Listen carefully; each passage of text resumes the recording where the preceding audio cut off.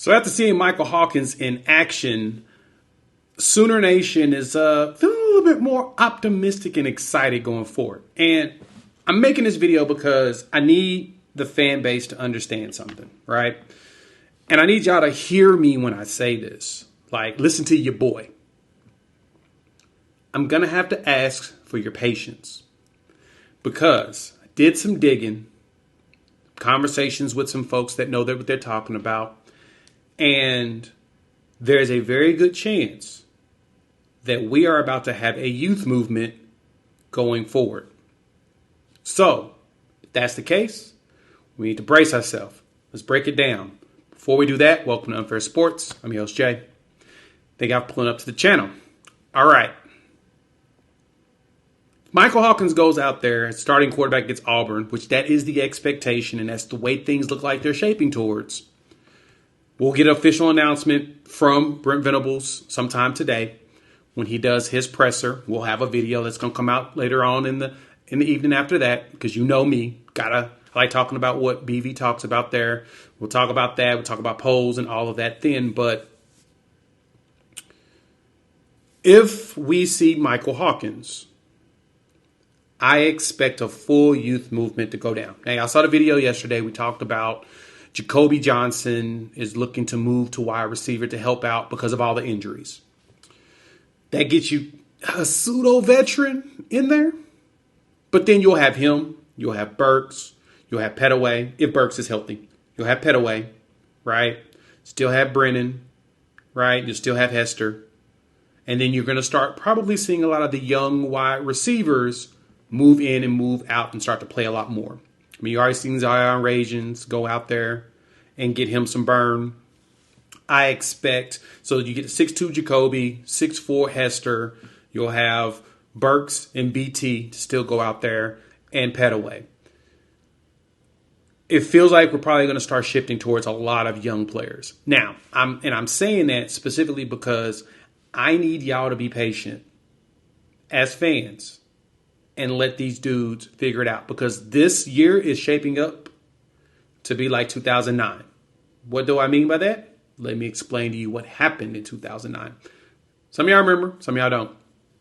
I do, because 2008, you had the Heisman Trophy winning quarterback Sam Bradford making his return to college for his last year, because we all knew he was going pro. He was number one pick already, basically lined up. Me and my big brother made the drive from Tulsa, Oklahoma down to Jerry's Circus.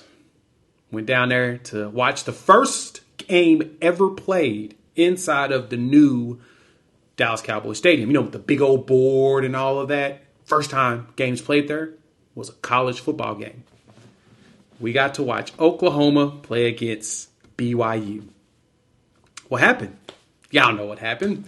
I sat there in disgust and sadness and pain and hurt as Sam Bradford got tackled, landed on, messed up his shoulder. Done for the season. OU loses the game to BYU to start the season, finishes the year 8-5, which is probably one of the best coaching jobs by, Stoops, Kevin Wilson, Brent Venables, and all of them, as they were able to salvage portions of the year. But they lost a lot of players. That was the starting point of all the injuries. Jermaine Gresham went down. And this is where the similarities are. So you're watching this, of course, you're listening to this at your own risk, is that OU used 10 different combinations of starters on the offensive line that year.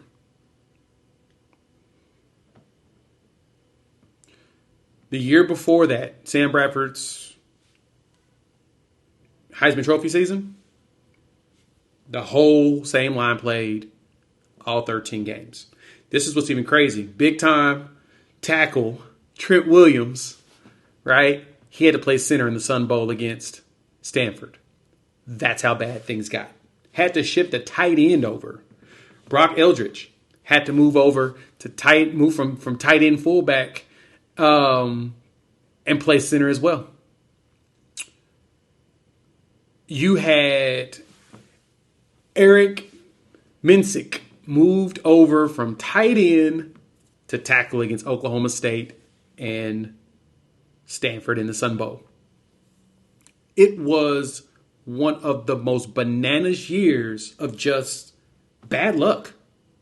Now, the good thing, the next season, Oklahoma went 12-2, right? Even with Landry Jones. But Landry Jones came in as a redshirt freshman right behind Sam Bradford and had to run the rest of the season.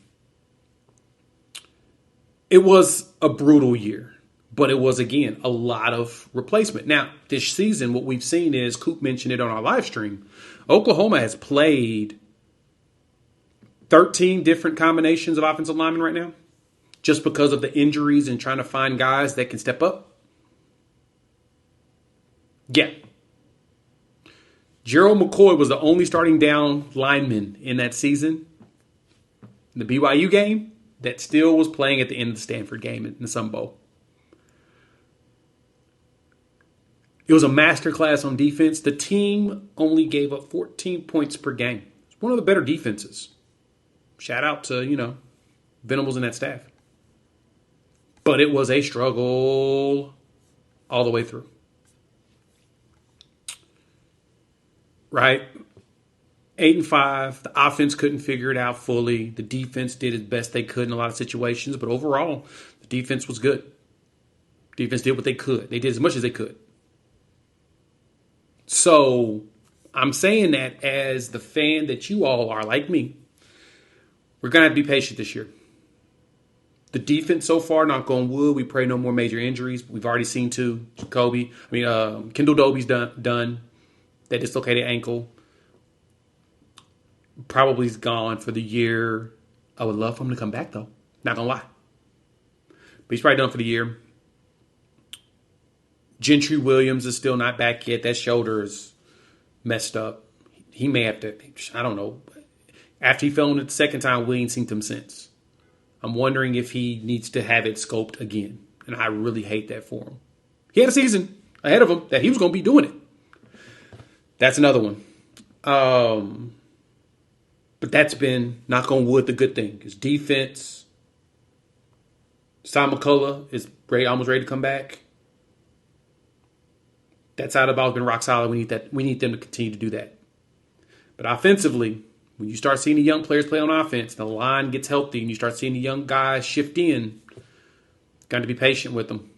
Give them time to get their bearings. Offensive line chemistry is critical. And that was the thing I told y'all I was hoping the wide receivers would make up for, is allowing these quarterbacks to get rid of the ball quickly. I was hoping for Jackson Arnold to be able to do that. But when you lose 4 wide receivers, especially all the starters, it just didn't work out. Now, Michael Hawkins, as he comes in as the start, he has worked with the twos a lot. So I'm sensing more chemistry will hopefully happen for him and his wide receiver room.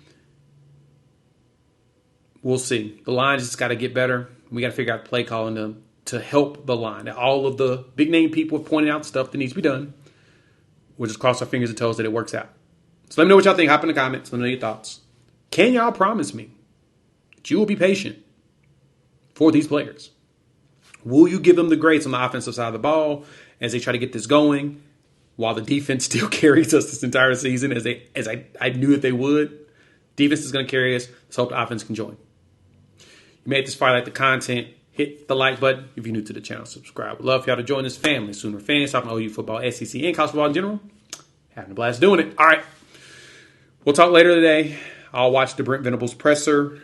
Listen to him on Rudy as well, and we'll get a breakdown on that, and we'll talk polls like we do every Tuesday.